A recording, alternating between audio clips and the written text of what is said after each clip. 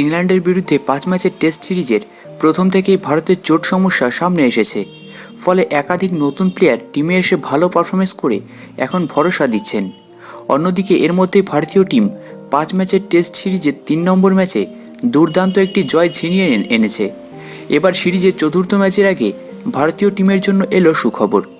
ইংল্যান্ডের বিরুদ্ধে 5 ম্যাচের টেস্ট সিরিজের প্রথম থেকেই গুরুত্বপূর্ণ ব্যাটসম্যান বিরাট কোহলি ব্যক্তিগত কারণে টিমের বাইরে চলে যান। অন্যদিকে প্রথম ম্যাচে কেএল রাহুল এবং রবীন্দ্র জাডেজা অসাধারণ পারফরমেন্স করলেও চোটের কারণে দ্বিতীয় ম্যাচে এই দুই তারকা প্লেইং ইলেভেনে ছিলেন না। এর ফলে কেএল রাহুলের বদলে রজত পতিদার এবং সরফরাজ খান টিমের সুযোগ পান।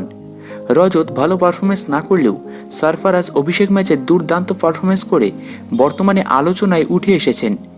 অন্যদিকে রাজকোটে ইংল্যান্ডের বিরুদ্ধে 3 নম্বর টেস্ট ম্যাচে ভারতীয় দল 434 রানে বিশাল রানে জয় তুলে নেয়।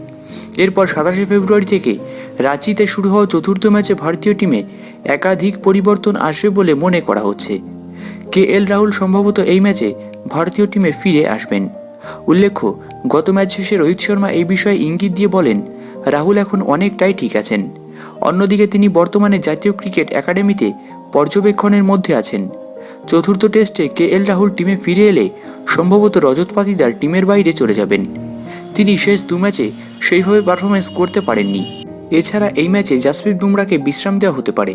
তিনি ইংল্যান্ডের বিরুদ্ধে চলমান সিরিজে সর্বোচ্চ উইকেট সংগ্রহকারী। জাসপ্রীত এখনও পর্যন্ত 3 ম্যাচে মোট 17টি উইকেট নিজের দখলে করেছেন। এই গুরুত্বপূর্ণ পেসারের পরিবর্তে সম্প্রতি বাংলার হয়ে দুরন্ত ফর্মে থাকা মুকেশ কুমার আবারও টিমে কামব্যাক করতে পারেন।